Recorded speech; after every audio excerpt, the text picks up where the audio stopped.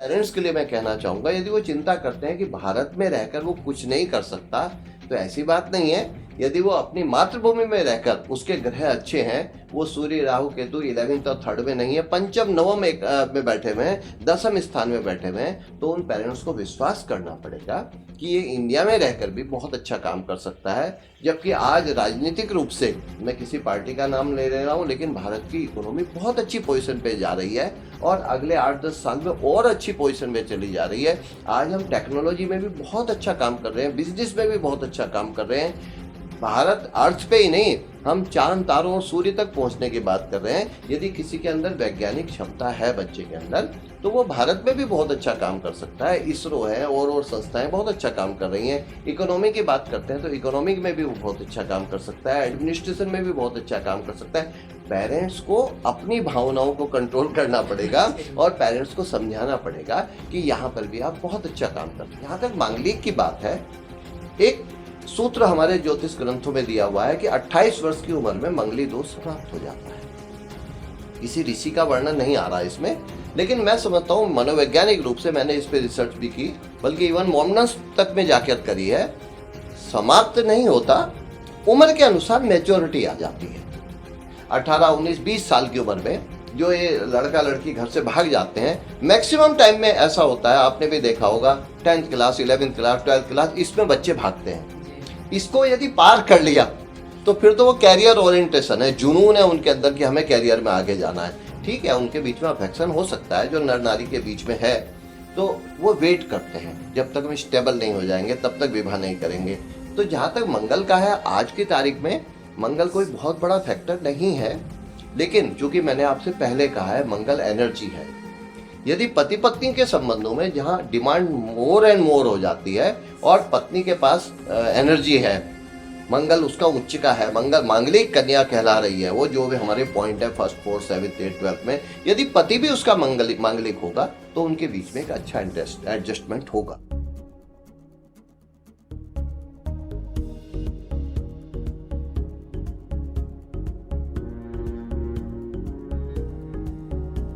अगर आपने चैनल को सब्सक्राइब नहीं किया है तो अभी अभी कर लीजिए, क्योंकि मैं ला रही हूँ आपके लिए बहुत ही इंटरेस्टिंग देश विदेश के मेहमानों के साथ वार्तालाप की हुई वीडियोस, और जिससे आप लोगों को बहुत ही आपकी जानकारी में इजाफा होगा और आपको बहुत लाभ होगा।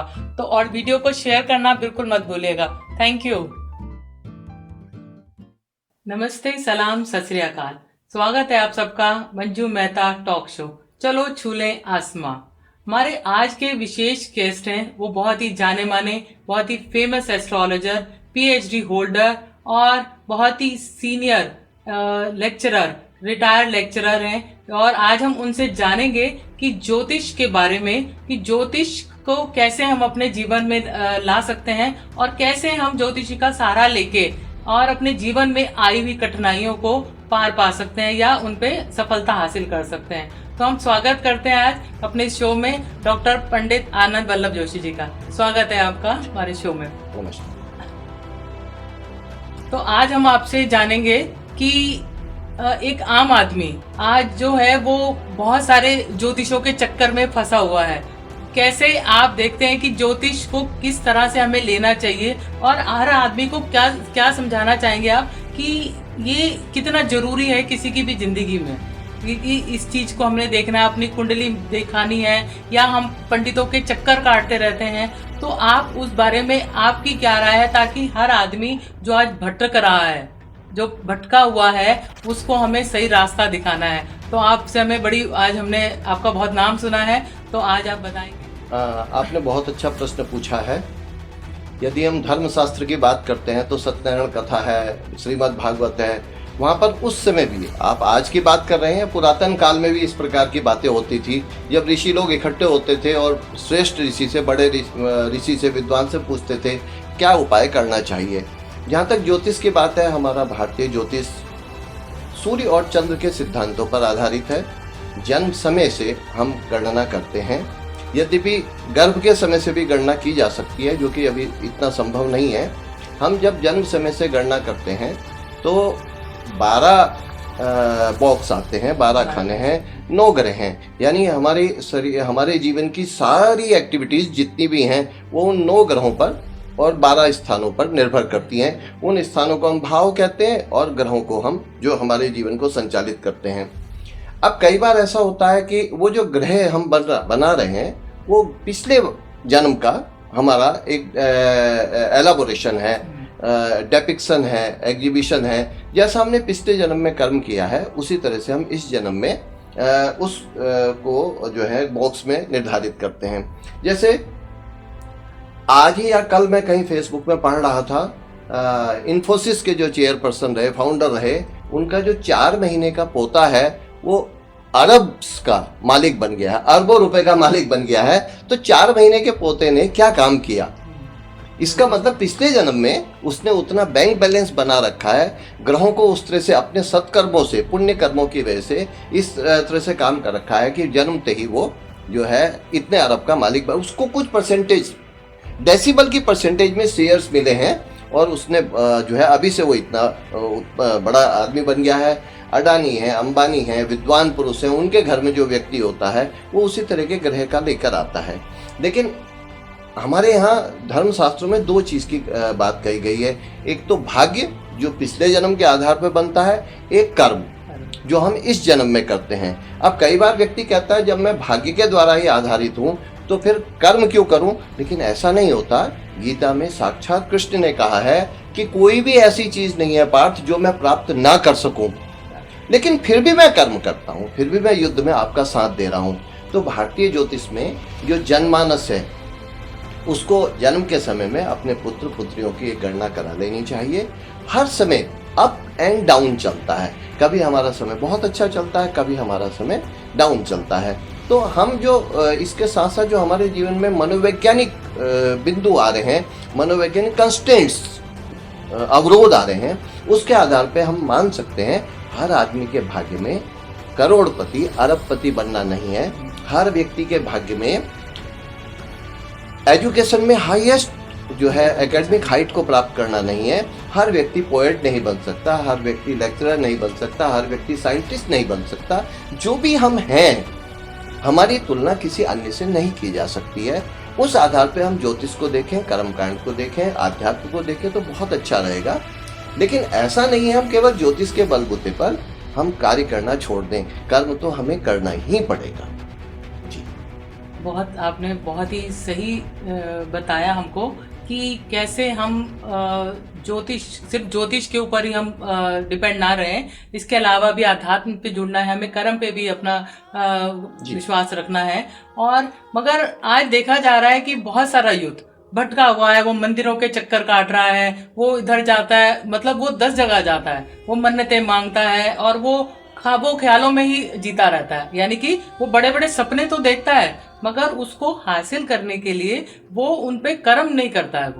तो वो हम उनको कैसे, युवा जो हमारे युवा हैं उनको हम कैसे ये चीज समझा सकते हैं, या आप उन्हें कैसे बताएंगे कि आप सिर्फ कुंडली का सहारा लेके या आप ज्योतिष का सहारा लेके आप सोचे नहीं कि आपको मिल जाएगा कि आपके भाग्य में लिखा हुआ है, मगर वो ये चीज को समझना, उनको समझना भी जरूरी है कि हमें जब तक हम कर्म नहीं करेंगे, सिर्फ किसी मंदिर में जाना, माथा टेकना, शिवलिंग पे जाके जल चढ़ाना या कोई मन्नत मांगना और मन्नत को पूरा होने की इंतजार करना बिना कर्म किए, तो वहां पर आप उन्हें कैसे जो मनोविज्ञान का आप सहारा लेते हैं तो वो उसको कैसे आप युवा पीढ़ी को समझाएंगे? युवा पीढ़ी तो खाली युवा पीढ़ी तो है ही है, इसके साथ साथ बहुत सारे होम मेकर्स भी हैं, बहुत सारे बिजनेसमैन भी हैं जो हर चीज में ज्योतिष को लेके अटक जाते हैं कि नहीं इस टाइम पे करना है, ऐसे करना है, ये नहीं करना है। बहुत सारे जैसे विचारों में आ जाते हैं, शकुन अपशकुन करने लग जाते हैं। तो वहां पर आप कैसे उन्हें हम समझा सकते हैं कि क्या करना चाहिए? आपने जितना प्रश्न मेरे से किए, मैं एक एक करके आपके प्रश्नों को लेता हूँ। जो आज का शिशु है वो कल का बालक है, उससे अगले बार में युवा बनेगा, फिर नागरिक बनेगा, फिर वही हमारा राजनीतिज्ञ बनेगा, प्रशासक बनेगा, वैज्ञानिक बनेगा। जब माता पिता के यहाँ किसी बच्चे का जन्म होता है तो वो किसी अच्छे ज्योतिषी से, बल्कि मैं तो कहूँगा कि आप कंप्यूटर में भी एस्ट्रोलॉजी आ गई है, मोबाइल में भी एस्ट्रोलॉजी आ गई है, वो उस समय, स्थान और डेट उसके आधार पर उसकी गणना करवा सकते हैं। किसी अच्छे ज्योतिषी से वो उसका वर्णन भी करा सकते हैं। वहाँ पर हम ये देख सकते हैं कि ये बालक किस लाइन में जाएगा। हर ग्रह का एक रोल है। जैसे जो आजकल की तकनीकी विद्याएं, नई नई विषय आ रहे हैं, उसमें शनि का रोल आता है। प्रशासनिक क्षेत्र में, व्यापारिक क्षेत्र में सूर्य बुध का, बुधादित्य योग का हमारे ज्योतिष ग्रंथों में वर्णन है, उसका आता है। हम उस आधार पर एक गणना कर सकते हैं, एक राय कर सकते हैं माता पिता कि हमारा बच्चा किस लाइन में आगे बढ़ेगा। हम उसके अनुसार, अब मनोविज्ञान की बात कर रहे हैं, कील जो है, नील्स, उसका जो पॉइंटेड पर्सन है वही दीवार के अंदर जाता है, और जो बड़ा पोर्शन है उसमें हम हथौड़े से मार करते हैं। तो अब इसी हरिद्वार में मैं देखता हूँ हर व्यक्ति अपने बच्चे को इंजीनियर बनाना चाहता है, जबकि आर्ट साइड में भी सब्जेक्ट है। यदि हमारा वीनस स्ट्रॉन्ग है, हमारा जुपिटर स्ट्रॉन्ग है, तो हम आर्ट साइड में भी आगे चल सकते हैं, हम कॉमर्स में भी आगे चल सकते हैं। हमारे धर्म ग्रंथों ने जो कल्पना की है, ब्राह्मण, क्षत्रिय, वैश्य, शूद्र, केवल जाति के आधार पर नहीं है, कर्म के आधार पर, आजीविका के आधार पर, जो ज्ञान के उस पर आगे चलते हैं, विद्या के, उसको हम ब्राह्मण कह सकते हैं। जो सीमाओं के रक्षा करते हैं, जो सुरक्षा का काम करते हैं, आंतरिक सुरक्षा या बाह्य सुरक्षा, उसमें हम जो है उसको क्षत्रिय कह सकते हैं। जो व्यापार मार्ग में चलते हैं उसको हम वैश्य कह सकते हैं। जो सेवा का कार्य करते हैं, चतुर्थ श्रेणी कर्मचारी हैं। अब आप आश्चर्य करेंगे, अब कोई चपरासी नहीं है, अब एक नया शब्द आ गया, MTS है, वो मल्टीटास्क का काम करता है। हम इस आधार पे हम गणना करके उसको बता सकते हैं। लेकिन अब ऐसा नहीं है वो वैज्ञानिक बनेगा, बिना कुछ किए वैज्ञानिक बन जाएगा, ऐसा नहीं है। उन बच्चों को माता पिता ने बचपन से ही उस लाइन में आगे की ओर बढ़ाना है। हमारा अब ज्योतिष के साथ साथ मनोविज्ञान की बात करते हैं, हमें ये देखना है कि बच्चा किस लाइन में जाएगा। हम उसे पार्क में लेके जा सकते हैं, और उसको नाइट आ गई है, अंधेरा आ गया है, हम उसके पार्क में ग्रीन ग्रास में हम लेट गए, वो तारों की ओर देख रहा है। एक बच्चा वो है जो तारों की गणना को देखता है, ये स्टार यहाँ से यहाँ तक पहुँच गया, तो वो वैज्ञानिक प्रतिभा का छात्र है। एक बच्चा कविता लिखने लग गया तारों के ऊपर, वो गणना, वो जो कल्पनाएं करने लग गया, वो साहित्य के क्षेत्र में चलता है। एक बच्चा ये सोच रहा है कि मैं इन तारों की एक मीटिंग कराऊंगा, मैं यहाँ बैठूंगा, तो वो एडमिनिस्ट्रेशन में आगे चलता है। जहाँ तक बच्चे की बात है, माँ बाप एक गणना कर सकते हैं। लेकिन एक सबसे बड़ा दुर्भाग्य है कि जो पापा हैं वही बच्चे को बनाना चाहते हैं, उसको आगे नहीं देखना चाहते। तो ज्योतिष के माध्यम से हम एक कल्पना कर सकते हैं। उससे भी पहले, बनने और बनाने की बात से भी पहले, हम बचपन में ये देखते हैं कि उसका बाल्यारिष्ट तो नहीं है, कहीं बचपन में ही वो मृत्यु को प्राप्त तो नहीं हो रहा है, क्योंकि हमारे ज्योतिष में मार्केस का विधान है। यदि वो मार्केस है तो हम पूजा पाठ कराकर उस मार्केस की अवधि को कम कर सकते हैं, निर्मूल कर सकते हैं। लेकिन साथ साथ हम औषधि का भी प्रयोग करेंगे, हम चिकित्सक का भी प्रयोग करेंगे, फिर उस बच्चे की पौष्टिकता का भी प्रयोग देखेंगे, पौष्टिक आहार विहार हो, और उस बच्चे के ऊपर जो साइकोलॉजिकल कंस्टेंट आएंगे, जिसको हम ज्योतिष के माध्यम से चंद्रमा के द्वारा निर्धारित करते हैं, वो पति पत्नी या माता पिता के व्यवहार पर भी निर्भर करता है।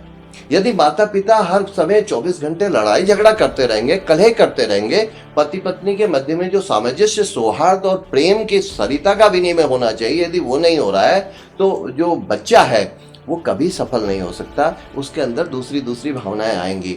उसके बाद जब हम युवा पीढ़ी की बात करते हैं, युवा पीढ़ी जब आगे जाती है, उस समय तक 10th के लेवल तक, 12th के लेवल तक एक साइड डिसाइड हो जाती है।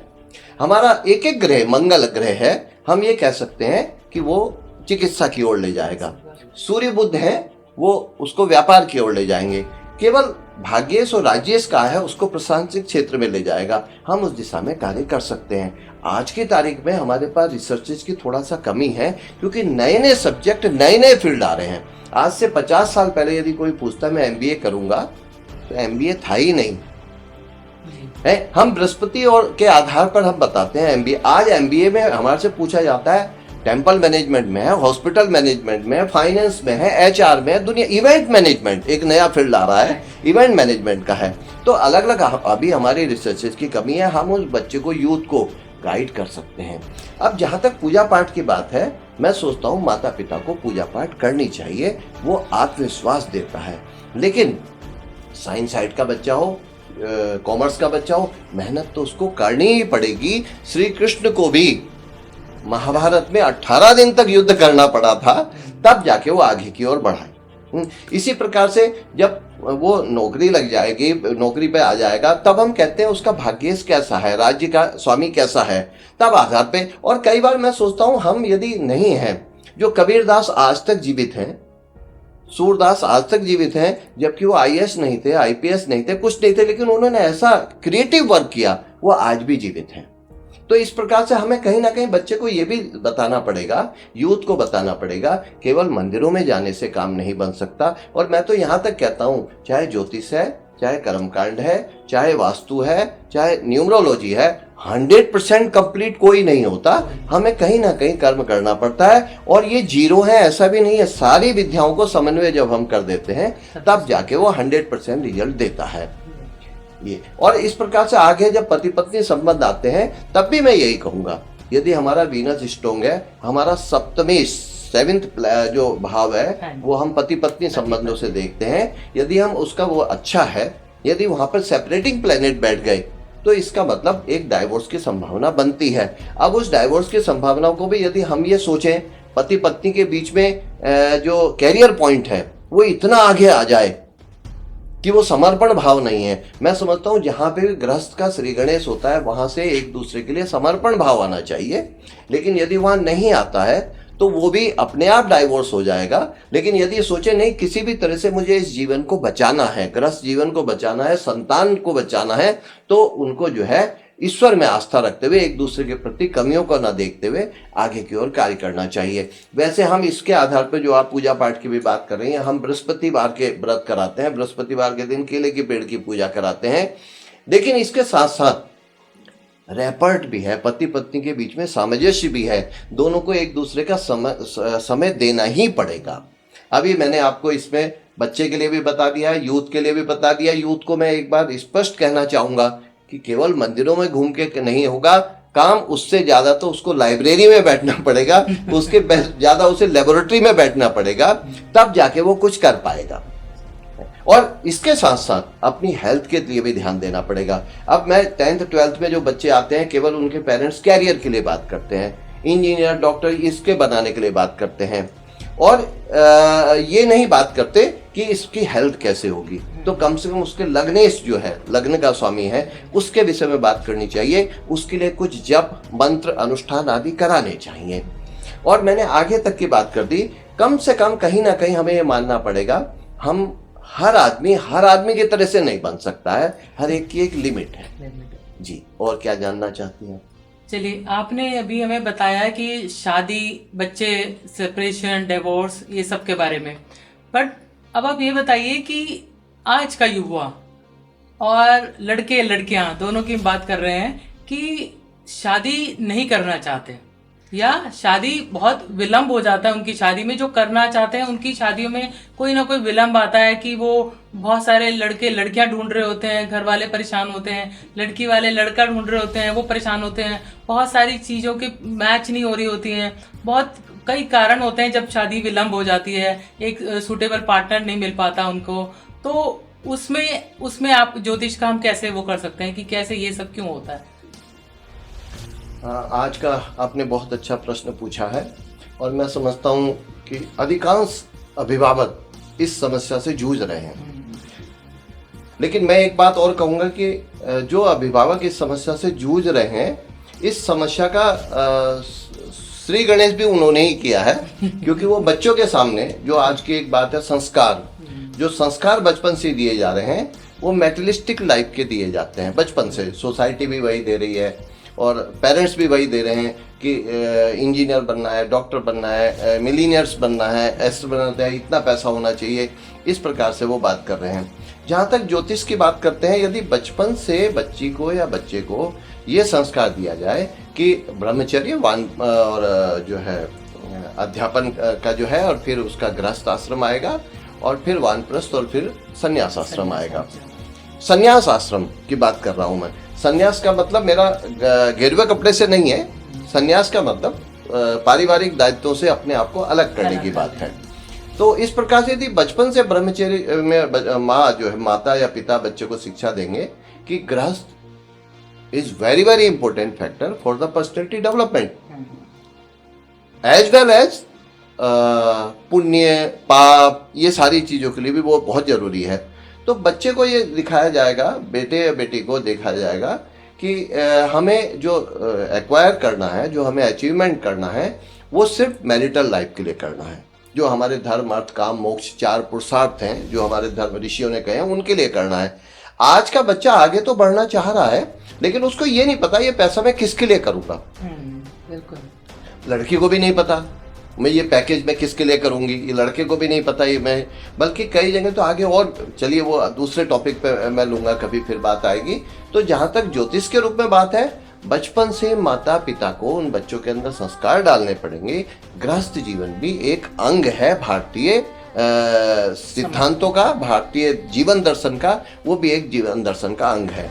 जहाँ तक बात है मनोवैज्ञानिक रूप से, तो बच्चे सिर्फ उस पैसा, इकोनॉमी, मैटेरियलिस्टिक लाइफ, उन सब के पीछे भाग रहे हैं। यदि बचपन से माँ छोटा सा उपाय कर सकती है, बचपन से माँ बृहस्पति की पूजा करे, बृहस्पति को स्ट्रॉन्ग करे, तो बृहस्पति एक ऐसा ग्रह है हमारे यहाँ जो गृहस्थ जीवन की ओर ले जाता है, फैमिली लाइफ की ओर ले जाता है। केवल जो फैमिली लाइफ है वो केवल हमारे व्यक्तिगत जीवन के लिए नहीं है। फैमिली फैमिली फैमिली बनते हुए एक सोसाइटी बनती है, और उस सोसाइटी एक अच्छी सोसाइटी होने से जो है हमारा राष्ट्र उन्नति करता है, राष्ट्र की वेल्थ अच्छी होती है, हमारी जो संपदा है वो अच्छी चलती है। तो इस प्रकार से हम जब बात करते हैं तो बचपन से जो है माता को जो है बृहस्पतिवार का व्रत नहीं रख सकती तो केले के पेड़ की पूजा करनी चाहिए, बृहस्पति को स्ट्रॉन्ग करना चाहिए, और कम से कम पति पत्नी को इस प्रकार से व्यवहार करना चाहिए कि वो गृहस्थ जीवन परमानंद का जीवन है। इस प्रकार से हम आगे की ओर बढ़ सकते हैं। अब एक निश्चित समय के पश्चात, लेकिन मैं देखता हूँ आज के यूथ तो है ही है, यूथ तो आगे बढ़ना ही चाह रहा है, लेकिन माता पिता भी ये नहीं चाहते। वो चाहते हैं नहीं, अभी 25 साल 30 साल कोई बड़ी उम्र नहीं हुई है, इसका पैकेज और बड़ा हो जाना चाहिए, इसका पैकेज और बड़ा हो जाना चाहिए। कई मेरे क्लाइंट जो है मेरे पास आते हैं, वो 25 साल और 30 साल के बीच की जो युवती है, उसके लिए भी ये नहीं पूछते विवाह कब होगा, वो ये पूछते हैं कि अब इसके बाद ये विदेश जाएगी, इसके बाद ये आगे का कोई और पैकेज बढ़ेगा या IAS IPS बनेगा, तब इस प्रकार से बात करते हैं। तो हमारे बच्चों को माता पिता के द्वारा ये संस्कार दिए जाने चाहिए कि हमारे जो ग्रह हैं, वो हमारा जो जीवन दर्शन है वो गृहस्थ ही है, उसी के आधार पे हम आगे की ओर बढ़ सकते हैं। कई बार ऐसा भी होता है कि हम स्टोन्स जो थेरेपी है, रत्नों का वो है, हम उसको डायमंड पहना सकते हैं यदि कोई युवक मना कर रहा है। और इसीलिए आपने देखा होगा एक संस्कृति संस्कार के लिए जो रिंग सेरेमनी दी जाती है वो डायमंड की दी जाती है, ताकि उनका ध्यान जो है मर्यादित रूप से भोग विलास इनकी ओर जाए, क्योंकि सृष्टि का आधार भोग विलास ही है, पति पत्नी के संबंधी हैं, वहां से हम उसको विरक्त नहीं कर सकते। इस प्रकार से हम बच्चों के अंदर विवाह के लिए, युवक युवतियों के अंदर विवाह के लिए एक आकर्षण पैदा कर सकते हैं। और आपको कैसा लगेगा, इस दिशा में माँ जो है वो बहुत बड़ा रोल अदा कर सकती है। पति परमेश्वर नहीं है, यदि वो युवती को बचपन से सिखाएंगी पति परमेश्वर नहीं है, लेकिन बहुत बड़ा प्रोटेक्शन भी है। तो अभी आपने जैसा बताया हमें कि शादी, गृहस्थ आश्रम ये जरूरी है और सबको करनी चाहिए। माँ बाप को ये शुरू से ही बच्चों को वो संस्कार देने चाहिए, वो शिक्षा देनी चाहिए कि बच्चों के लिए शादी उन्हें लगे कि हाँ ये एक जरूरी अंग है जीवन का। मगर साथ ही साथ ये भी आपने बोला कि विदेशों में जो बच्चे जाते हैं कि हो, अब यहाँ पर यही सवाल है कि आज हर एक को, सब पेरेंट्स को, मैक्सिमम पेरेंट्स को ये रहता है कि हमारे बच्चे पढ़ लिख के स्कूलिंग करके और वो फिर फॉरेन चले जाएं, वहाँ से हायर डिग्रीज लें, अच्छी जॉब करें वहाँ पर, और फिर वो वहीं सेटल हो जाते हैं। बच्चे वहाँ जाते हैं, वो वहाँ सेटल हो जाते हैं और फिर वापस आने का उनका मन नहीं करता इंडिया में, तो वो पेरेंट्स फिर वो अकेले रह जाते हैं। फिर वो पेरेंट्स वहाँ जा नहीं पाते और वो बच्चे आते नहीं है, बच्चों का आने का मन नहीं होता, तो वो दूरियां रिश्तों में इतनी बढ़ जाती हैं और माँ बाप यहाँ पर अकेले रह रह के आप मतलब वो डिप्रेशन होने लगता है, वो अकेलापन उनकी लाइफ में आ जाता है। और वो बच्चों को जिन्होंने बड़े शौक से, बड़े चाव से पार पहुँच के लोन लेते हैं वो बच्चों को बाहर भेजने के लिए, रिश्तेदारों से मतलब अनबन हो जाती है कई बार कि बच्चों को बाहर भेज रहे हैं, यहाँ कोई देखने वाला नहीं है, तो फिर वो वापस, तो ऐसे पेरेंट्स तो वो वाले बच्चे जब बाहर चले जाते हैं और वापस नहीं आते हैं, या जो बच्चे बाहर नहीं जाना चाहते, दोनों ही बातें हैं। कुछ बच्चे जाना चाहते हैं और कुछ बच्चे जाना ही नहीं चाहते, बट पेरेंट्स की दिल रखने के लिए, पेरेंट्स की इच्छा है, पेरेंट्स का दबाव है, प्रेशर है कि आप बाहर जाइए, बाहर पढ़िए, कि हमें यहाँ पे इंडिया में कुछ नहीं है, इंडिया में वो वाली अपॉर्चुनिटीज़ नहीं मिलेंगी वहाँ पढ़ाई करके जो आपको फॉरेन में जाके मिलेंगी। आप वहाँ पढ़ाई कर लोगे तो वहाँ पे अच्छे पैकेज हो जाएगा आपका। तो जो बच्चे बाहर सेटल हो जाते हैं और वापस नहीं आना चाहते वो, और जो बच्चे जाना ही नहीं चाहते बट पेरेंट्स की वजह से जाते हैं और वो वहाँ पे अच्छा परफॉर्म ही नहीं कर पाते, वो चुप हो जाते हैं, शांत हो जाते हैं, डिप्रेशन में आ जाते हैं, और वो पूरी जिंदगी अपने पेरेंट्स को ब्लेम देते रहते हैं कि आपने हमें जबरदस्ती वहां भेजा और ये चीजें हमारे साथ हो रही हैं और अब आप ही इसके जिम्मेवार हो। तो पेरेंट दोनों ही कंडीशन में परेशान होते हैं कि भेज दिया और वापस नहीं आ रहे वो भी, और जो नहीं जाना चाहता था उनको भेजा जबरदस्ती तो वो भी आपको बातें सुना रहे हैं। तो यहाँ पर आप इस चीज को कैसे आप देख रहे हैं? देखिए, ऐसा है ना, आज का जो युग है वो ग्लोबलाइजेशन का है। जी। हम राष्ट्र से भी ऊपर वैश्विक संदर्भ में बात कर रहे हैं और डे बाय डे अनेक वैश्विक संस्थाएं बनती जा रही हैं, और कुछ माता पिता से भी यदि हम अलग रखें तो राष्ट्र भी जो है एक दूसरे राष्ट्र के ऊपर निर्भर कर रहा है, बिजनेस के ऊपर निर्भर कर रहा है, टेक्नोलॉजी के ऊपर निर्भर कर रहा है। लेकिन यदि ज्योतिषीय इसका प्रभाव देखा जाए कि ऐसा क्यों होता है, तो 200, 250, 300 साल पहले से देखें, जब से ये मुगल आक्रांता हमारे उसमें आए, तो उनके अंदर भी जिजीविषा एक महत्वाकांक्षा थी कि यहाँ भारत सोने की चिड़िया है, हम यहाँ जाकर लूट लेंगे, इस तरह से बात थी। आज के संदर्भ में यदि शनि, राहु, केतु, ये जो इविल प्लेनेट कहे जाते हैं, पाप ग्रह कहे जाते हैं, यदि ये 11वें तीसरे स्थान में है तो एक बहुत बड़ा चांस बनता है कि वो जातक, वो जो नेटिव है, वो विदेश जाएगा और विदेश जाकर वो समृद्धि को प्राप्त करेगा। अब यहाँ पर ज्योतिषी, आपने पहले उसमें मेरे से प्रश्न किया था ज्योतिष क्या समाधान कर सकता है, तो इस विषय में हम ये कर सकते हैं, यदि पाप ग्रह की भूमिका, इविल प्लेनेट की भूमिका जो है वो 11th हाउस और 3rd हाउस में है, तो हम ये एक प्रोबेबिलिटी मान सकते हैं कि वो जातक विदेश जाएगा और वहाँ पर उन्नति कर सकता है। लेकिन यदि उन पाप ग्रहों की भूमिका वहाँ पर नहीं है तो उन व्यक्तियों को, उन पेरेंट्स को उस बच्चे को विदेश जाने के लिए नहीं कहना चाहिए। और उसमें भी जो चंद्रमा की स्थिति है वो विशेष करके देखी जाती है, चंद्रमा और सूर्य की स्थिति, कि उसकी मानसिक स्थिति कैसी है। जब बच्चा 10th में, 12th में, इस किशोर अवस्था में वो इमोशनल होता है, उसको अभी इतना पैसे का ज्ञान नहीं रहता है, तो वो माता पिता से अलग जाना नहीं चाहता। कुछ बच्चों का जिनका सूर्य स्ट्रॉन्ग होता है, उनके अंदर कॉन्फिडेंस बहुत अच्छा होता है, वो तो वहां पर जाकर सरवाइव कर जाते हैं। लेकिन जिनका चंद्रमा वीक है, 6ठे, 8वें, 12वें स्थान में बैठा हुआ है, वो बच्चे वहां पर नहीं जा सकते, उन्नत नहीं हो सकते, उन्नति नहीं कर सकते। वो फिर वहां पर डिप्रेशन के शिकार हो जाते हैं, एंजाइटी के शिकार हो जाते हैं, स्ट्रेसफुल लाइफ में आ जाते हैं, और फिर 2-2, 3-3, 4 मेरे कई क्लाइंट हैं जिनके बच्चे जो है 4-4 साल वहां रहने के बाद 0 होकर वापस आ गए, और उन्होंने पेरेंट्स को एक अच्छा गिफ्ट दिया कि you are the only person who is factor of my downward position.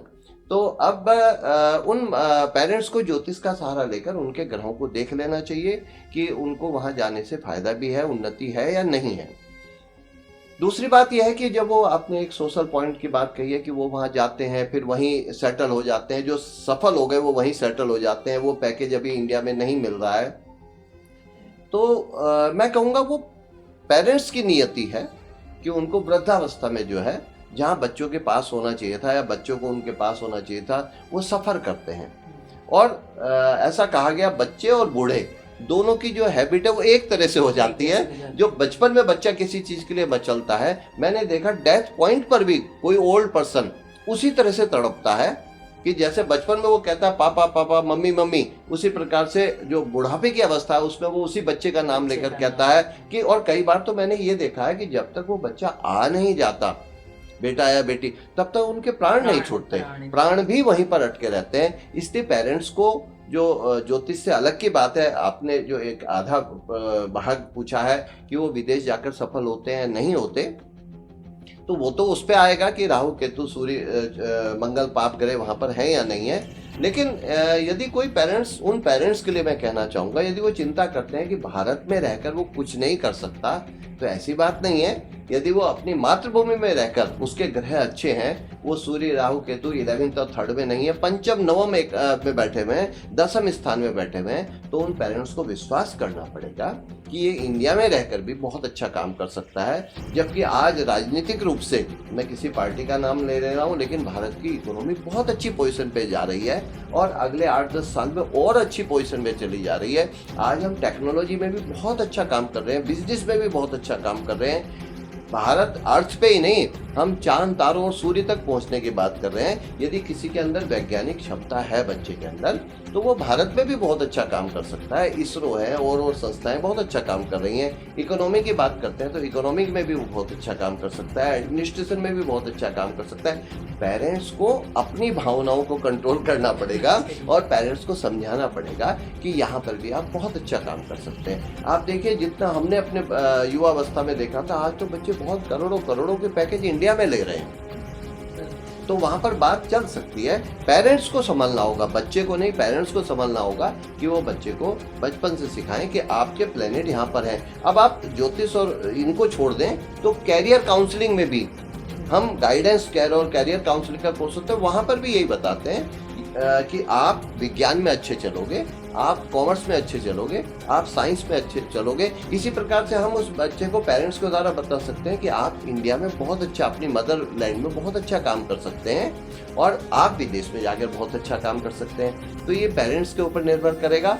अब ज्योतिष में क्या है, यदि वो विदेश जाने के लिए बहुत अच्छा योग नहीं है, तो उस युवा को भी और वृद्ध व्यक्ति को भी, अभिभावकों को भी, उसे इंडिया में ही, नॉट ओनली इंडिया, जो जिस कंट्री का है वो उसी कंट्री में उसको काम कराना चाहिए। नहीं तो जहाँ पर कुछ ही कंट्री होंगे जो वेल डेवलप्ड कंट्री है, वहीं पर इकोनॉमी आगे बढ़ेगी और जगह इकोनॉमी आगे नहीं बढ़ेगी। और बहुत बढ़िया एग्जाम्पल है, विदेशी आक्रांता हमारे भारत में इसलिए आए कि सोने की चिड़िया है, और आज हम इस सोने की चिड़िया को पददलित करते हुए विदेशों की ओर भाग रहे हैं। तो ये पेरेंट्स को ध्यान रखना पड़ेगा इस चीज। ज्योतिष का तो सहारा यहाँ पर इतना आ सकता है कि यदि अच्छे ग्रह हैं, विदेश जाने का योग है, तो विदेश जाने का प्रयास करना चाहिए, अन्यथा मातृभूमि में ही रहना चाहिए। और जो अगले जन्म के पुण्य है वो भी ये है, यदि हम इस मातृभूमि की वंदना करते हैं, अर्चना करते हैं, तो ये भी हमारे लिए पुण्य का काम है। चलिए, आपको 50 सालों का अनुभव है, आप एक रिटायर्ड लेक्चरर रहे हैं और आपने लाखों लोगों की जन्म पत्री बनाई है, कुंडलियाँ देखी हैं, उनका मार्गदर्शन किया है, फैमिली काउंसलिंग की है आपने।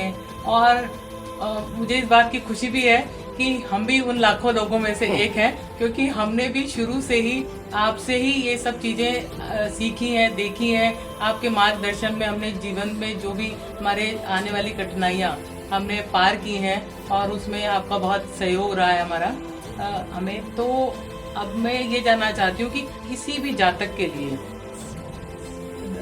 दशा, महादशा, अंतरदशा में होने वाले जो इतनी लाखों आपने कुंडलियां देखी हैं, उसमें किसी जातक के लिए दशा अंतरदशा कितना महत्व रखती है, और उस दशा अंतरदशा में जो ग्रह हैं, जो प्लैनेट्स हैं उस नेटिव के लिए, वो किस तरह का रोल प्ले करते हैं। और उस दशा से, अगर कई बार कोई दशा ऐसी होती है कि जो आपके फेवर में नहीं होती, कोई दशा ऐसी होती है जो आपके फेवर में नहीं होती, बट वो इतनी लंबी दशा होती है, तो उसको, उस समय को निकालना किसी के लिए बहुत ही कष्टकारी हो जाता है कि उसका सब्र टूटने लगता है, हिम्मत हारने लगते हैं लोग।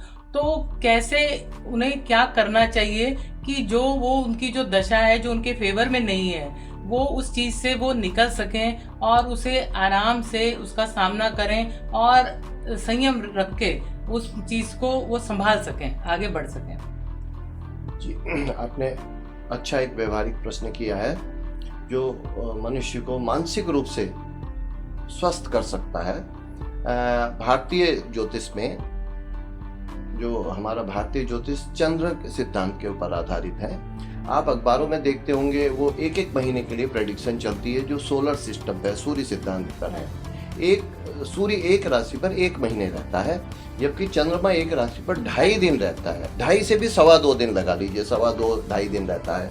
और चंद्रमा जो कि नियरेस्ट है अर्थ के पास, और जो पौराणिक कथाएं हैं वो तो ये है कि दक्ष प्रजापति की 27 कन्याएं जो हैं वो एक एक जो है चंद्रमा के साथ विवाह किया गया था, एक एक पत्नी के साथ एक एक दिन वो रहता है, उसको कहा जाता है नक्षत्र। हालांकि पौराणिक रूप से हम कुछ भी कहें, लेकिन ये एक जो है साइंटिफिक प्रोसेस है जो अर्थ के अराउंड जो प्लेनेट चल रहे हैं या सन के अराउंड जो हम चल रहे हैं, सन फिक्स है लेकिन सारे प्लेनेट चल रहे हैं। तो चंद्रमा की जो गति है, चंद्रमा के आधार पर नक्षत्र के पास चंद्रमा चलता है। एक राशि में 9 अक्षर होते हैं, अर्थात लगभग 2.5 नक्षत्र होते हैं। उन नक्षत्रों के ऊपर दशाएं चलती हैं। भारतीय जो मनीषी रहे, विद्वान रहे, उन्होंने इस चीज का ध्यान के द्वारा निर्धारण किया। अश्वनी, भरणी, कृतिका, रोहिणी, मृगशिरा, आर्द्रा, पुनर्वसु, इस प्रकार रेवती तक 27 नक्षत्र हैं और एक एक नक्षत्र को एक एक ग्रह की दशा दी गई है। जैसे कृत्तिका नक्षत्र से हम शुरू करते हैं, तो कृत्तिका नक्षत्र की जो जन्म की दशा होगी, जब बच्चे ने जन्म लिया, यदि उस समय कृत्तिका नक्षत्र है तो वो सूर्य की महादशा प्रारंभ होगी, महादशा। कृत्तिका के बाद जो कृत्तिका रोहिणी नक्षत्र आएगा तो उस समय चंद्रमा की दशा होगी। इस प्रकार से दशाएं चलती हैं। अब केवल एक ग्रह की जो महादशा है वो किसी जातक के लिए बिल्कुल खराब होगी ऐसा नहीं कहा जा सकता। ये डिपेंड करता है कि वो ग्रह कहाँ पर बैठा हुआ है। यदि जैसे सबसे ज्यादा जो हम घबराते हैं, राहु केतु से घबराते हैं, लेकिन मैंने पहले भी कहा यदि राहु एकादश में 11th पोजीशन पे बैठा हुआ है तो सबसे अच्छा फल देता है। लग्न में बृहस्पति बहुत अच्छा फल देता है, क्योंकि बृहस्पति की अच्छा फिर ऐसा होता है, इन ग्रहों की दृष्टियां होती हैं कहां पर ये बैठता है। तो 7वें स्थान पर जो है हर ग्रह की पूर्ण दृष्टि मानी जाती है। 7वां स्थान का मतलब हुआ 180 डिग्री। मैं आपको वैज्ञानिक रूप से इसको समझा रहा हूँ। 180 डिग्री पर कोई भी ग्रह, जैसे मैं यहाँ बैठा हूँ तो मैं सामने पूर्ण दृष्टि से देख रहा हूँ। इधर मेरा बिजनेस है और सामने वाले का बिजनेस है। कई बार उसने कहीं जाना है तो वो कह देता है जरा ध्यान रखना, वो उसमें लॉक नहीं करता, तो मैं यहाँ बैठा हुआ ध्यान करता हूँ। सपोज करो ये वाला व्यक्ति सामने जाकर खड़ा हो गया तो उसको चिंता नहीं है, वो देख रहा है कि मैं अपने घर को देख रहा हूँ। तो यदि 7th प्लेस पर कोई ग्रह पूर्ण दृष्टि डालता है, उसके पश्चात कुछ विशिष्ट ईश्वर की तरफ से दी हुई है। बृहस्पति जो है वो 5वीं और 9वीं 9th वो पूर्ण दृष्टि डालता है। ये एक अलग वैज्ञानिक कारण है ऐसा क्यों किया जाता है, क्योंकि बृहस्पति हमारी संतान का कारक है, संतान देने वाला है। बृहस्पति के द्वारा, जैसे मैंने पहले कहा, बृहस्पति को प्रबल करना पड़ता है, वो गृहस्थ देता है, जीवन साथी का सुख देता है, और बृहस्पति भाग्येश है, वो 9वें स्थान को देखता है। इसी प्रकार से जो मंगल है वो 4th और 8th इन दृष्टि को पूर्ण दृष्टि रहती है, क्योंकि मंगल सेनापति है। नवग्रहों में वो सेनापति का काम करता है। इसी प्रकार से जो शनि है वो 3रा और 10वीं उसकी पूर्ण दृष्टि होती है। और जब ग्रह चलते हैं, जब अंतरिक्ष में ये ग्रह चलते हैं, तो ऐसा कई बार ऐसी स्थिति आती है कि ग्रह सीधा ना जाकर वक्री हो जाता है, पीछे की ओर चलता है। तो वक्री ग्रह की भूमिका अलग हो जाती है, मार्गी ग्रह की भूमिका अलग हो जाती है। इसी प्रकार से जैसा अभी आने वाली एक घटना है, 24 अप्रैल को तारा डूब जाएगा। सामाजिक रूप से कहना यह है कि तारा डूब जाएगा, उसके बाद विवाह, गृह प्रवेश, ये विधान हट जाएंगे। तो जहाँ तक तारा डूबने की बात है, हम धार्मिक रूप से कहते हैं तारा डूब रहा है। होता क्या है, जब कोई भी ग्रह गति करता हुआ, मूवमेंट करता हुआ सूर्य के समक्ष जाता है तो अपना तेज समाप्त कर लेता है, उसको कहते हैं कंबस्ट हो गया, तारा जो प्लेनेट है अस्त हो गया है। अब अस्त तो सारे ग्रह होते हैं, लेकिन हमारे ज्योतिष में 2 ही ग्रहों को ज्यादा मान्यता दी गई, एक बृहस्पति और एक शुक्र। मैंने पहले भी आपसे कहा था ना, बच्चों के अंदर संस्कार डालने चाहिए कि हम गृहस्थ जीवन में जाएं। उसी प्रकार से गृहस्थ जीवन का जो दाता है, गृहस्थ जीवन को देने वाला है, वो बृहस्पति है। और गृहस्थ जीवन में जो 2 व्यक्तियों के बीच के संबंध हैं, इंटरपर्सनल रिलेशनशिप, जिसके आधार पर बूढ़े क्या बच्चे क्या सब कुछ निर्भर करते हैं, वो पति पत्नी के आंतरिक संबंध हैं, वो शुक्र देता है, भोग विलास शुक्र देता है। तो जब शुक्र सूर्य के समक्ष जाता है तो शुक्रास्त हो जाता है, जब गुरु जाता है तो गुरु अस्त हो जाता है। ऐसा माना जाता है इस बीच में गुरु अस्त और शुक्र अस्त में विवाह वगैरह नहीं करने चाहिए। अब मैंने आपको बताया एक ग्रह अस्त है, एक उदय है, एक ग्रह वक्री है, एक ग्रह मार्गी है। फिर इनके बल लिए जाते हैं, विंशोपक बल है और प्रकार के बल है, लेकिन साधारण रूप से तो ज्योतिषी सिर्फ लग्न के चार्ट को देखता है और दशाओं को देखता है। क्योंकि आपने दशाओं के विषय में मुख्य बात कही है, तो मैं कहूंगा कृत्तिका नक्षत्र से लेकर रेवती और फिर अश्वनी भरणी, इनकी 9 ग्रहों की दशाएं चलती हैं। तो अब यदि कोई ग्रह बृहस्पति की दशा है और बृहस्पति मेष लग्न की कुंडली है और वो बृहस्पति जो है भाग्य से है, उसका भाग्य का स्वामी है और वो लग्न में बैठ जाता है, तो वो जातक बहुत उन्नति करता है, बहुत ही उन्नति करता है। उस स्थिति में यदि वो बृहस्पति लग्न में बैठ जाए मेष राशि में और वो मित्र ग्रह है, वो उसका मित्र ग्रह का स्थान है, वो बहुत अच्छी उन्नति करेगा। और यदि वो शनि भी 10वें स्थान में बैठ जाए या शनि उच्च का हो जाए, ऐसे में भी एक चीज और मैं आपको बताना चाह रहा हूं, हर ग्रह उच्च का होता है, नीच का होता है। उच्च ग्रह का मतलब ऐसा नहीं वो उच्चासन में बैठ जाएगा, लेकिन हमें कई बार किसी व्यक्ति के साथ बैठकर उसके ऑरा के समीप बैठकर अच्छा लगता है। और कई बार किसी व्यक्ति को शराब के जगह पे, दारू की जगह पे वहां अच्छा लगता है, तो उसके लिए उच्च स्थान वो हो गया। और कई व्यक्तियों को मंदिर अच्छा लगता है, तो उनके लिए उच्चासन वो हो गया। तो उच्च और नीच में भी फर्क पड़ जाता है। तो कोई ग्रह, मैंने तो ये देखा जो टॉप के ब्यूरोक्रेट्स हैं उनमें राहु का बहुत बढ़िया रोल है, एडमिनिस्ट्रेशन में राहु का बहुत अच्छा रोल है। तो इस प्रकार से जो दशाएं हैं मैं आपको बता रहा हूँ, 27 नक्षत्रों की 9 ग्रहों की दशाएं हैं। और हर दशा बहुत अच्छी भी हो सकती है, हर दशा बहुत खराब भी हो सकती है। अब जो अच्छी दशा है उसमें तो उसको और अच्छा काम करना चाहिए, मानसिक रूप से भी उसको रहना चाहिए, ये मेरे पास बेस्ट टाइम है, उस समय उसको खूब उद्योग करना चाहिए। व्यापारी है तो रात दिन व्यापार करना चाहिए, सुरक्षा कर्मचारी है तो सुरक्षा में ढील नहीं देनी चाहिए। और यदि उन्नति करना चाह रहा है तो वो उन्नति बहुत अच्छी होगी, कम प्रयास में भी उसको फल ज़्यादा मिलेगा। लेकिन यदि ग्रह अच्छा नहीं है, वो गलत स्थान में बैठा हुआ है, अस्त है, किसी भी प्रकार से फ्रूटफुल नहीं है, तो उस व्यक्ति को मानसिक रूप से सोचना चाहिए कि ये अवधि इतने समय बाद निकल जाएगी। और मैं आपको बताऊं, जो सूर्य की महादशा है वो 6 साल की चलती है, चंद्रमा की 10 वर्ष की चलती है। सबसे ज़्यादा जो दशा है वो शुक्र की है 20 वर्ष की और शनि की 19 वर्ष की। तो यदि हमारा, और शायद मैंने बताया ना शुक्र भोग विलास का कारक है, तो ईश्वर ने एक असीमित शक्ति दी, 20 वर्ष तक आप खूब भोग विलास करिए। यदि 30 वर्ष की उम्र में भी विवाह हो रहा है तो 50 वर्ष तक भोग विलास करिए। लेकिन शनि की महादशा 19 वर्ष की है। अब यदि शनि खराब स्थान में बैठा हुआ है तो ऐसा नहीं है वो 19 वर्ष तक खराब ही फल देगा। फिर अंतरदशा चलती है। अंतरदशा में शनि के साथ किस ग्रह की दशा आ रही है, वो यदि बहुत अच्छा है तो इसका मतलब शनि के कष्ट कम हो जाएंगे। यदि वो भी खराब है तो शनि के कष्ट बढ़ जाएंगे।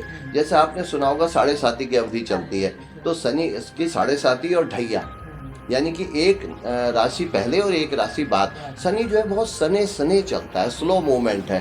2.5 वर्ष तक एक स्थान पर रहता है, एक राशि पर रहता है। किसी व्यक्ति के जीवन में यदि वो शतायु है तो 3 बार से ज़्यादा शनि की दशा नहीं, शनि की 7.5 नहीं आती है। तो अब इस तरह से कोई ग्रह खराब है, 20 वर्ष की शुक्र की दशा है, लेकिन शुक्र की दशा के बीच में भी केतु की दशा कहीं पर आ गई और वो केतु गलत स्थान में बैठा हुआ है। और केतु जो है वो जो है पाप ग्रह है और वो मारक स्थान में बैठा हुआ है। तो उसी शुक्र की दशा में जो बहुत अच्छी है और केतु की दशा में जो बहुत अच्छा नहीं है, वो मृत्यु को प्राप्त हो जाएगा, ऐसा भी है। और कई बार ऐसा है मार्केश चल रहा है, बहुत खराब दशा चल रही है, लेकिन कुछ ऐसी अवधि चल रही हैं, दशाएं चल रही हैं जो अच्छी हैं, तो व्यक्ति बेड पर रहेगा, पैरालिसिस हो जाएगा, चलने फिरने में असमर्थ हो जाएगा, लेकिन जीवन आगे चलेगा। और आपको एक बहुत अच्छी बात बताऊं मैं, हमारी तो महादशाएं, अंतरदशाएं, प्रत्यंतर दशाएं हैं ही, हमारे जीवन साथी की दशाएं क्या हैं। यदि हमारा प्रमोशन होगा तो उसका सबसे पहले बेनिफिट तो जीवन साथी को होगा ना, संतान को होगा। और यदि हमारी उनकी भी दशा सही नहीं है, अब जब हम मैचिंग कराते हैं, जो आपके प्रश्न से थोड़ा अलग हट के बात कर रहा हूँ, जो हम मैचिंग कराते हैं वो हम देखते हैं जो हमारे ग्रह नहीं है वो पत्नी के स्थान में हो। जो पत्नी के लिए देखते हैं, नारी के लिए, तो हम देखते हैं पति के स्थान में हो। बृहस्पति संतान का दाता है। यदि एक के जन्म पत्री में बृहस्पति अच्छा नहीं है, हम सोचते हैं दूसरे की जन्म पत्री में अच्छा हो जाए तो संतान तो आएगी।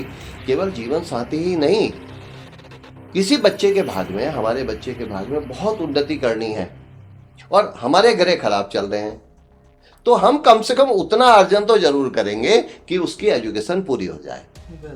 आप आश्चर्य करेंगी, कई बार हमारे पास खूब पैसा आ जाता है, हमारे फ्लैट्स, बंगले, कोठियां सब आ जाती हैं, एसी वगैरह सब आ जाता है।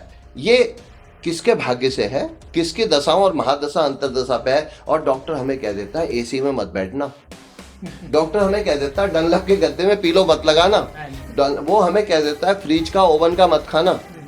तो फिर हमारे लिए तो वो दशा बेकार हो गई ना, लेकिन उन बच्चों के लिए, उनके लिए तो अच्छी है। तो इसलिए कलेक्टिव स्पिरिट चलती है। तो बच्चों की दशा, हमारी दशा, इन सब के ऊपर दशाएं निर्भर करती हैं। कोई भी दशा बहुत खराब नहीं है, कोई भी दशा बहुत अच्छी नहीं है। यदि 20 वर्ष, 19 वर्ष, 18 वर्ष ये राहु केतु और राहु और शनि और बृहस्पति, ये जो शुक्र की दशाएं हैं, कंप्लीट खराब नहीं होती। उनके बीच में अंतर दशाएं आती हैं, उनके बीच में प्रत्यंतर दशाएं आती हैं, फिर सूक्ष्म दशाएं आती हैं, फिर प्राण दशाएं आती हैं। एक एक दिन का ऐसा योग आ जाता है कि वहीं पे हमारी रिकवरी हो जाती है। हमें इन ग्रहों के लिए, आपने ये भी पूछा क्या उपाय करें, तो हमें किसी न किसी इष्ट का बल प्राप्त करना चाहिए। शिव जी का, राम का, हनुमान जी का, किसी भी इष्ट का, इवन गुरुद्वारे का, इवन चर्च का। हमारे मूल में जो बीज गए हुए हैं, सीड गए हुए हैं, यदि हम चर्च से संबंधित हैं तो हमें चर्च के लिए थोड़ा बहुत ईश उपासना करनी चाहिए। गुरुद्वारे में जाते हैं तो गुरुद्वारा हमें ब्लेसिंग देता है और बहुत अच्छी ब्लेसिंग मिलती है। आइंस्टीन के रिलेटिविटी की हम थ्योरी देखें, E=mc²। जितना हम वहाँ पर जाकर स्पिरिट देंगे, और ग्राम्स का डिफ्यूजन लाया हमारी केमिस्ट्री में, जितना तेज दौड़ता है कोई व्यक्ति उतना हैवी नहीं होगा।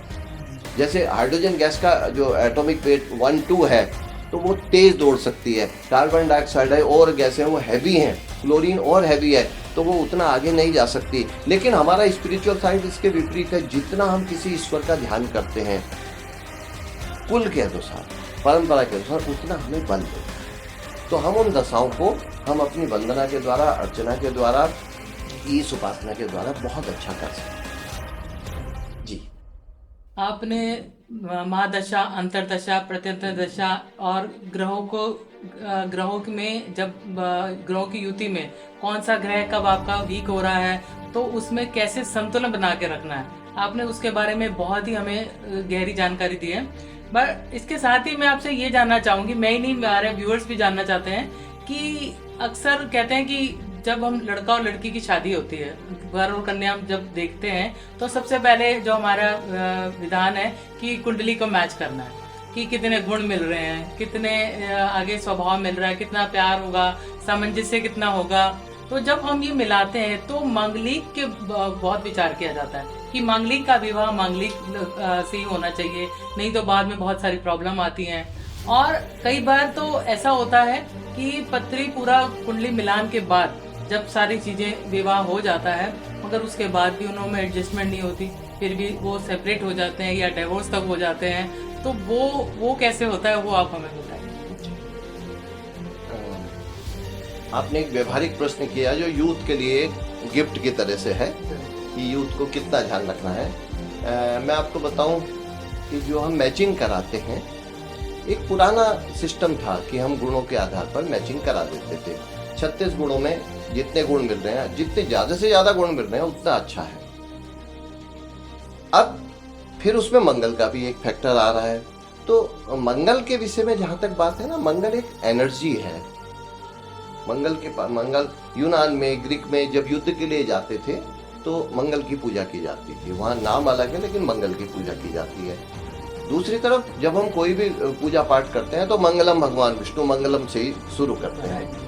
तो ज्योतिषीय रूप से प्रथम, चतुर्थ, सप्तम, अष्टम और 12 यानी कि 1st, 4th, 7th, 8th और 12th स्थान में यदि मंगल होता है, मैंने आपको बताया पहले उसकी चौथी और 8वीं दृष्टि पूर्ण है। तो यदि वो चौथे स्थान में बैठा है तो वो सप्तम स्थान को पूर्ण दृष्टि से देख रहा है, और यदि सप्तम स्थान में बैठा है तो वो लग्न को पूर्ण दृष्टि से देख रहा है, लग्न में बैठा है तो चतुर्थ स्थान को पूर्ण दृष्टि से देख रहा है, और अष्टम स्थान को पूर्ण दृष्टि से देख रहा है। अष्टम स्थान हमारा मृत्यु का है जी।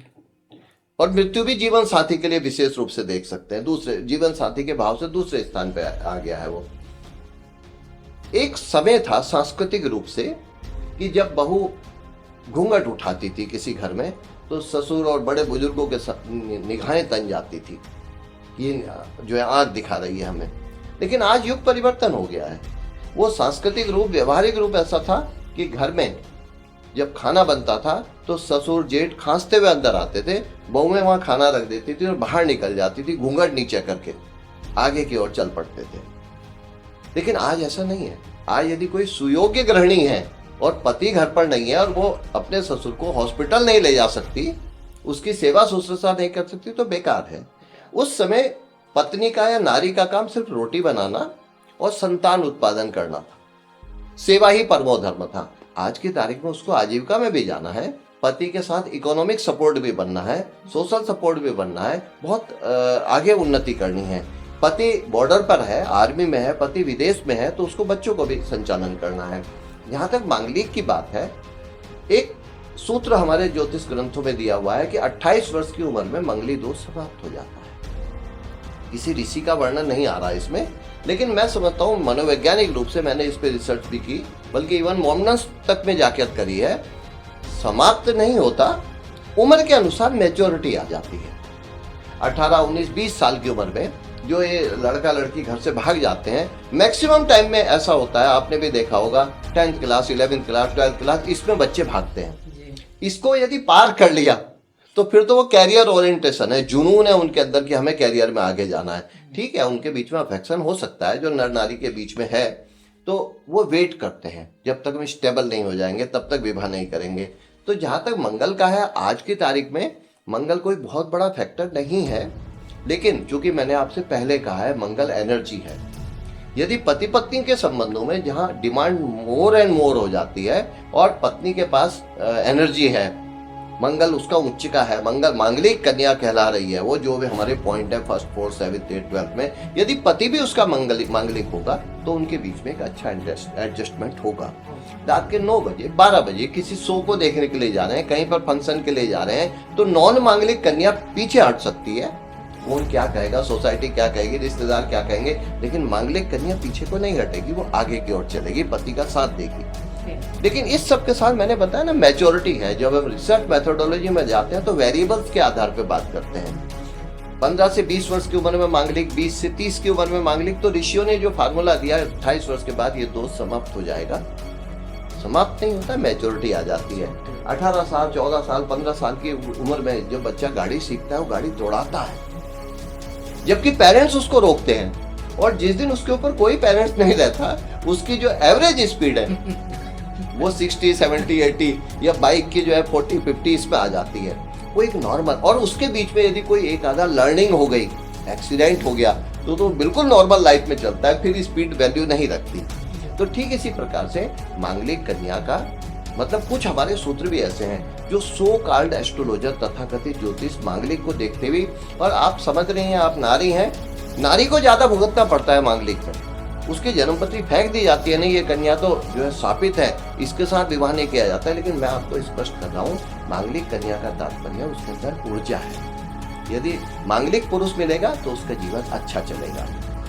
लेकिन यदि कुछ ग्रह ऐसे हैं, हमारे सूत्रों में दिया हुआ है, उन्हीं स्थानों पे यदि कोई इविल प्लेनेट बैठा है तो वो दोष समाप्त होने लगता है, निर्मूल होने लगता है, उसकी क्वांटिटी, उसका जो वो है कम होने लगता है, लो इंटेंसिटी पर आ जाता है। तो इसलिए मांगलिक दोष कोई बहुत बड़ी चीज नहीं। हाँ, एक बात कहूँगा, एक मांगलिक दोष का उपाय के रूप में हम घट विवाह कराते हैं, विष्णु विवाह कराते हैं।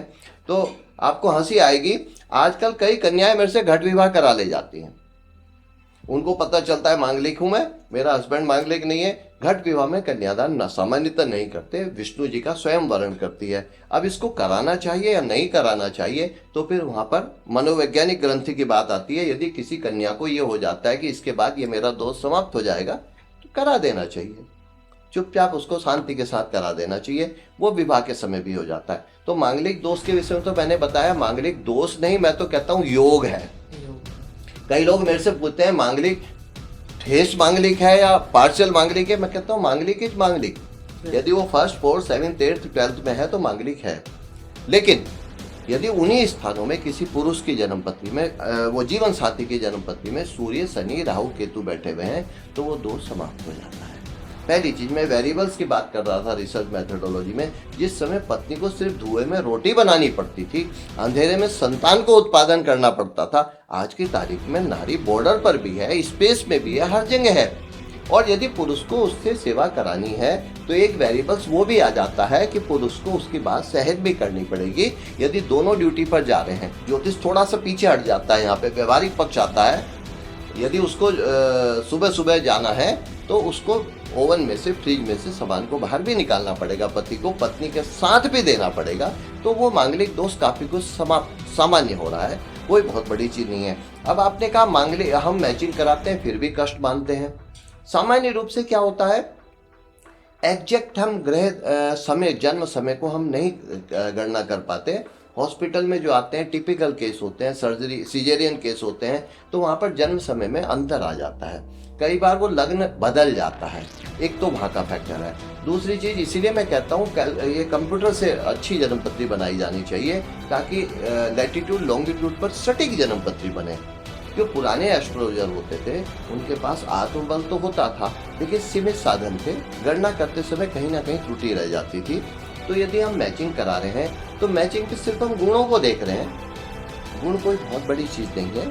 हम गुणों के आधार पर ये नहीं कह सकते उनके जीवन में संतान आएगी, उनके जीवन में वैभव आएगा, वेल्थ आएगा।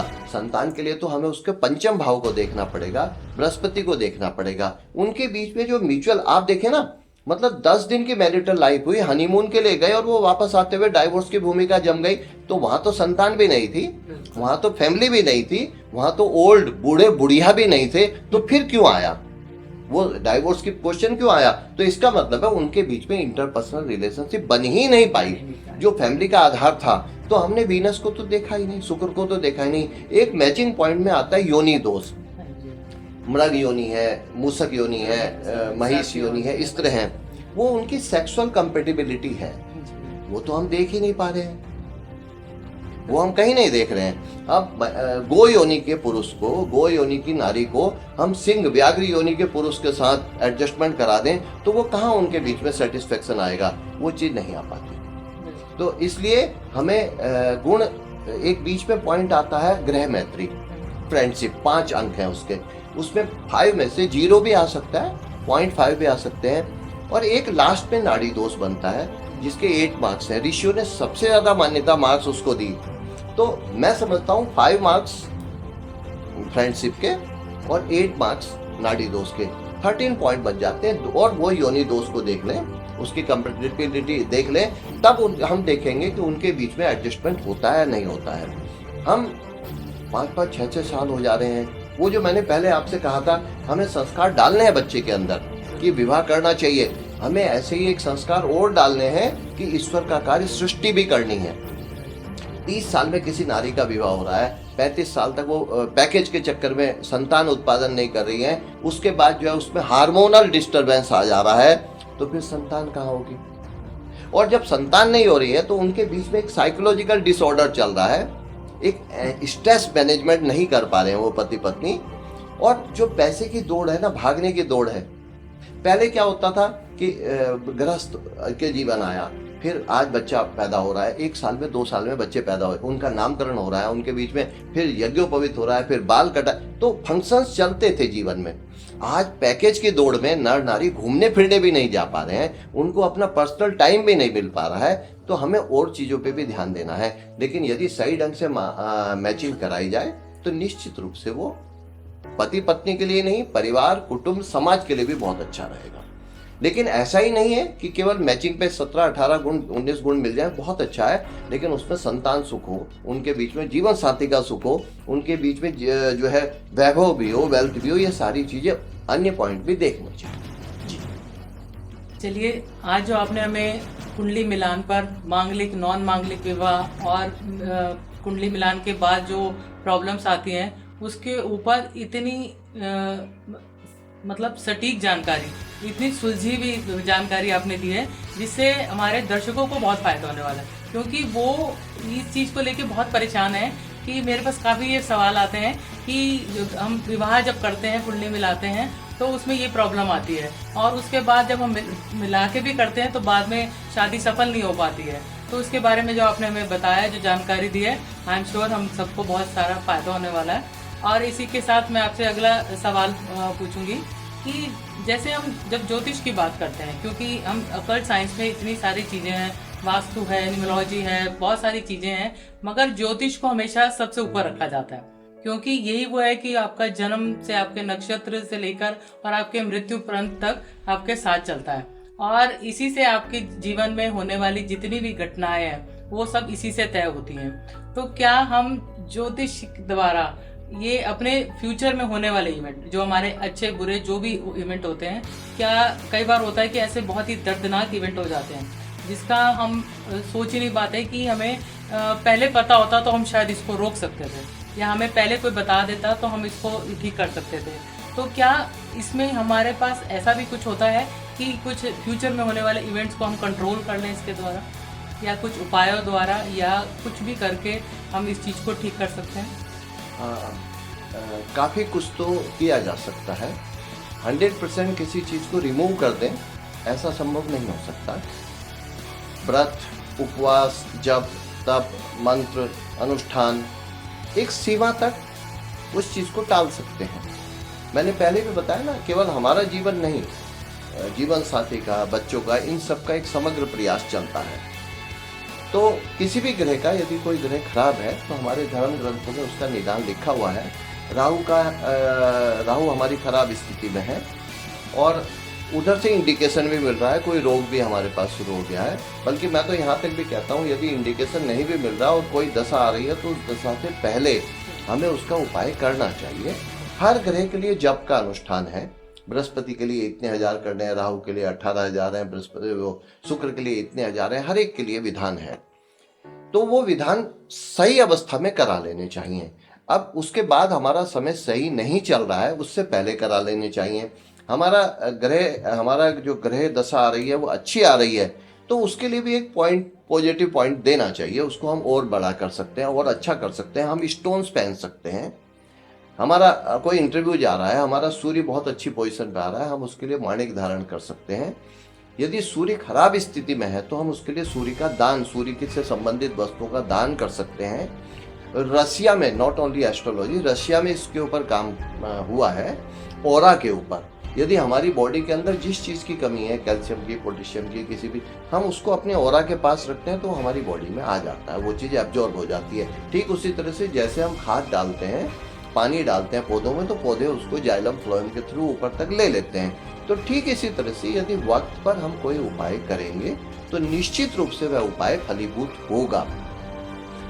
लेकिन 100% एक जो हमारे भारतीय जीवन दर्शन का, क्या अंतर्राष्ट्रीय जीवन दर्शन का, जातच ही ध्रुवो मृत्यु, जिसका जन्म हुआ है उसका मृत्यु होगी, और मृत्यु जिसकी हुई है वो फिर रीजनरेट करेगा। साइंस के स्टूडेंट बहुत अच्छी तरह समझते हैं, हर चीज़ की साइकिल है, ऑक्सीजन साइकिल, कार्बन डाइऑक्साइड, इस तरह का। तो एक साइकिल है, बर्थ फिर रीबर्थ। वो मोक्ष की भी कल्पना है, लेकिन मोक्ष भी कब होगा, किस स्टेज में होगा, वो बहुत बड़ी चीज़ है। तो हम उपाय के द्वारा तो कुछ ना कुछ उसका समाधान कर सकते हैं। हमारे यहाँ बिल्कुल मृत्यु तुल्य कष्ट आ रहा है, तो हमारे यहाँ तुलादान का विधान है, महामृत्युंजय जप का विधान है, हम उस तरह से कर सकते हैं। लेकिन मैं इस संदर्भ में एक बहुत छोटी सी और बहुत बड़ी बात कहूँगा। हम ब्राह्मण के पास तो जाते हैं उपाय कराने के लिए, लेकिन जो हमारे पारंपरिक रूप से कुछ उपाय हैं उनको हम नहीं करते। तो मैं बता रहा हूँ आप लोगों को, सूर्य पे जल चढ़ाने से एक प्रिज्म में से विटामिन हमारे बॉडी के अंदर आते हैं। हम बाहर घूमेंगे तो ऑक्सीजन हमारे पास आएगी। तुलसा के पास हम जाएंगे तो इस प्रकार से रेज आती हैं। बल्कि मैंने तो देखा, जिन पति पत्नी के बीच में सामंजस्य नहीं बैठ रहा है, यदि वो बृहस्पतिवार के दिन केले की पेड़ की पूजा करें तो उनके बीच में एडजस्टमेंट बहुत अच्छा बैठ जाता है। यदि कोई नारी बृहस्पतिवार के दिन सुबह केले के पेड़ पर जल चढ़ाए, थोड़ा बहुत जो कर सकती है, पीली दाल चढ़ा सकती है, मुनक्का चढ़ा सकती है, और प्रार्थना करे कि मुझे पति सुख और संतान सुख दो, तो उसको वो मिलने लगते हैं। जिन लड़कियों के विवाह नहीं होते वो भी बृहस्पतिवार के दिन केले के पेड़ की पूजा कर सकती हैं। इसी के साथ साथ नवरात्र आ रहे हैं, हम देवी के समक्ष अपने आप को समर्पित कर सकते हैं। मेरा कहने का मतलब ये नहीं है कि 9 दिन हम सब कुछ से छुट्टी ले लें, जो हमारे कर्म है वो हम करें। 10 मिनट 5 मिनट हम उस उपासना को कर सकते हैं, भगवती का जो है समर्पण, भगवती के सामने प्रणाम कर सकते हैं। और इसके साथ साथ जो घर के 30 त्योहार हैं, घर की परंपराएं हैं, हमारे यहाँ जो शास्त्र में एक शास्त्राचार चलता है, एक लोकाचार चलता है। जो हमारी घर की परंपरा है, यदि हम उसको करते हैं तो बहुत अच्छा रहता है। करवा चौथ का व्रत है, संकष्ट चतुर्थी का व्रत है, संतान सप्तमी का व्रत है। इस प्रकार से जितने भी हम जो छोटे छोटे उपाय कर सकते हैं वो परंपराओं को मानना चाहिए और उससे बड़ा आत्मबल मिलता है। जहाँ तक और उपायों की बात है, सामर्थ्य के अनुसार एक कहावत है हमारे यहाँ, राजा का दान और प्रजा का स्नान। जो राजा है वो सोने चांदी के दान कर सकता है, लेकिन प्रजा बेचारी नहीं कर सकती, तो वो केवल स्नान करके ईश्वर का नाम लेकर जो है इस संकट से निवारण कर सकती है। भक्ति कर सकते हैं, प्रेम योग कर सकते हैं, और सबसे बड़ा तो मनोवैज्ञानिक कारण है ना, हम किसी भी इष्ट के प्रति, किसी भी देवी देवता के प्रति समर्पण भाव रखें, सरेंडर भाव रखें, तो सबसे बढ़िया उपाय है। हम मेहनत कर सकते हैं। कई बार हम देखते हैं पूरी पूरी रात बच्चा जाग रहा है, बहुत अच्छी मेहनत कर रहा है एग्जाम रूम में, क्योंकि वहाँ माता पिता बंधु बांधव कोई नहीं है, उसको अपने आप निर्णय लेने हैं, उसका दिमाग इधर उधर हो जाता है, वो निर्णय की क्षमता नहीं रखता। मैं जो पहले 4th क्वेश्चन करना है या 7th क्वेश्चन करना है उसमें भटक जाता है। तो यदि हम थोड़ा बहुत भी बच्चों के में ये प्रयास कर सकते हैं कि वो हनुमान चालीसा का पाठ करें, बल बुद्धि विद्या देव मोहि हरहु कलेश विकार, तो उसको बल भी मिलता है, बुद्धि भी मिलती है, वे बल बुद्धि विद्या भी मिलती है, ये सारी चीजें मिलती हैं। जिन लड़कियों में ये भावना है कि मैं बहुत अच्छा प्रदर्शन करूं, मेरी जय हो, तो दुर्गा सप्तशती में बहुत बढ़िया मंत्र है, नमस्तस्ये नमस्तस्ये नमस्तस्ये नमो नमः है। या देवी सर्वभूतेषु क्षुधा रूपेण संस्थिता, या देवी सर्वभूतेषु निंद्रा रूपेण संस्थिता। वहाँ रूप की कामना कर रहे हैं, यशो देहि दिशो जाहि, तो यश भी मिले, डायरेक्शन भी मिले, हम उस दिशा में आगे की ओर बढ़ सकते हैं। यूथ के लिए मैं कह सकता हूँ, सारी पूजा पाठ के साथ साथ यदि वो सरेंडर करने माता पिता के लिए, कि माता पिता जो करेंगे वो बहुत अच्छा करेंगे, क्योंकि उनसे बड़ा शुभचिंतक कोई नहीं है। उनसे बड़ा शुभचिंतक और आशीर्वाद की क्षमता किसी, बहुत कम देखा मैंने कि कोई पिता माता मृत्यु से पूर्व किसी पड़ोसी को प्रॉपर्टी दे गए। जो अभी आपने विदेश की बात कही थी, जिनके बच्चे विदेश में भी हैं, वो भी कामना ये करते हैं कि मेरी मृत्यु के बाद वो आएगा और इस संपत्ति का भोग करेगा, उसको आर्थिक लाभ। तो ऐसे सुंदर देवी देवता, जो जीवंत देवी देवता है, उनको हम नकार करके जो है अन्य पाषाण देवताओं की ओर चल रहे हैं। अभी मैं आपको बताऊं, एक मेरे परिचित हैं, उनके लड़के ने साउथ की लड़की से शादी करी, वो लग्जमबर्ग में है, कहीं पर है। तो उसकी जो माँ थी लड़के की, यानी उस नारी की सास, वो इतना खुश थी कि पंडित जी इतनी अच्छी बहू मिली मुझे, इतनी अच्छी बहू मिली कि जब मैं बीमार होती हूँ तो मेरे से कहती है मुझे वीडियो पर दिखाओ वो मेडिसिन, आप लाई भी हैं, नहीं लाई, नहीं तो मैं ऑनलाइन भिजवाती हूँ। तो एक व्यवहारिक, कोई मंत्र नहीं है, कोई तंत्र नहीं है, एक व्यवहारिक पक्ष। वो सास उसको कितनी दुआएं दे रही है कि इसका अच्छा हो जाए। जो मृत्यु के समय में भी यदि कोई गार्जियन ये कह के जाता है माता पिता, जा तेरा अच्छा होगा, जिनके लड़कियां हो रही हैं, संतान ही नहीं हो रही हैं, लड़के नहीं हो रहे हैं, संतान, यदि मृत्यु के समय भी कोई माता पिता आशीर्वाद देकर गया कि तेरे बहुत अच्छा हो जाएगा, तो उसके बाद उनके मृत्यु के बाद संतान हो गए, उनके मृत्यु के बाद अच्छा रहा। तो ये छोटे छोटे उपाय जो करने चाहिए वो निश्चित रूप से करने चाहिए। और यदि सामर्थ्य है तो हमारे तीर्थ हैं, हमारे देवी देवता हैं, हमारे त्योहार हैं, पर्व हैं, कुंभ पर्व है, वो व्यक्ति को वहां पर भी जाना चाहिए। बच्चों, और जो दान पुण्य की बात आप कर रही थी, दान भी जो कराएं वो बच्चों के हाथ से कराएं। बच्चों के हाथ का मतलब उनको आदत पड़ेगी कि कल को हमें भी दान करना चाहिए। दान के विषय में हमारे सो काल ब्राह्मणिज्म ने ये बात कही कि ब्राह्मणों को ही दान का अधिकार है। मैं तो कहता हूँ अनाथालय को दीजिए, वृद्धाश्रम को दीजिए, किसी चैरिटेबल संस्थाओं को दीजिए। यदि आप दान करते हैं, दान हमारे से अलग जा रहा है और वो रेज बन के प्रोटेक्शन करता है हमारा। तो बहुत अच्छे मैंने छोटे छोटे उपाय करे। बार बार कहूँगा, ब्राह्मण से कराना। पहले ब्राह्मण ऋषियों की जो आजीविका थी वो राजा था, राजा के द्वारा ही परंपराएं चलती थी। तो आज हर घर में राजा है, इतने इतने पैकेज हैं बच्चों के, तो उन्हें ब्राह्मणों का, ब्राह्मण मीन संस्कृति, ब्राह्मण मीन परंपरा, ब्राह्मण मीन धर्म, उनके कल्याण के लिए कोई ना कोई कोर्स बनाना चाहिए। लेकिन मैं ये कहता हूँ उससे भी बढ़िया, सबसे बढ़िया ये है कि वो अपने आप भी नित्य के कुछ ना कुछ उपाय करें। कई बच्चों को मैंने ये आदत डाली, बड़ों को डाली कि बाथरूम से बाहर निकलते जब तक आप ड्रेसिंग करते हो तब तक आप गायत्री का जप करने लगो, ओम भूर्भुवः स्वः, तब तक आप महामृत्युंजय का जप करने लगो।